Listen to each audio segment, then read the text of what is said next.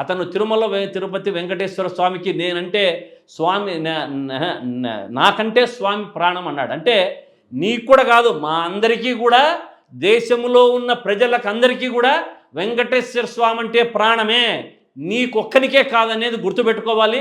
నువ్వు అనవసరంగా ఏడ్చినంత మాత్రాన నువ్వు చేసిన అవినీతి ఎక్కడి నుంచి పోదు.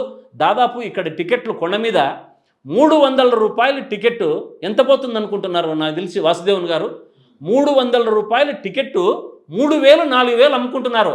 ఏమి నీకు కళ్ళు కనపడడం లేదా భానుప్రకాష్ రెడ్డి? ఏం చేస్తున్నావు? చెవులు వినపడడం లేదా అని అడుగుతున్నా. 500 టికెట్ బ్రేక్ టికెట్ 10,000 12,000 రూపాయలు కొంటున్నారు.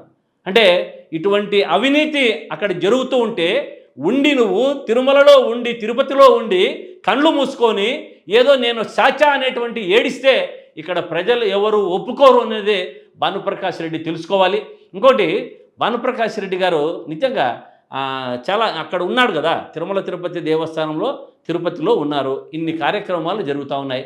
నీకు వాటా అందలేదా వాళ్ళతో? లేకంటే నీకు వాటా ఏమైనా సపరేట్గా ఫిక్స్ చేయలేదా? అందుకని ఏడ్చి నువ్వు పేరు చెప్పలేదా అని అడుగుతున్నా. ఇప్పుడు నిన్న ఏడ్చినాడు కదా, దాంతోనే పేరు చెప్పిండొచ్చు కదా ఎవరన్నది. ఎందుకు చెప్పలేదు?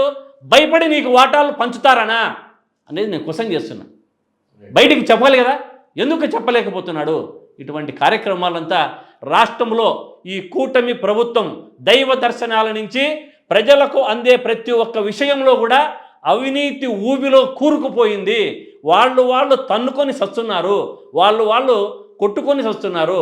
ఇంకా కూటమిలో ఉండే జనసేన తెలుగుదేశం వాళ్ళు చంపుకుంటున్నారు. మనం చూసాం కాళహస్తిలో కానీ, మరి నిన్న ప్రకాశం జిల్లాలో కందుకూరులో కానీ.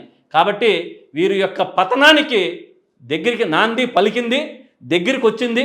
మిమ్మల్ని ప్రజలు తుంగలో తొక్కేది ఖాయమని చెప్పి కూటమి ప్రభుత్వానికి తెలియజేస్తున్నాను.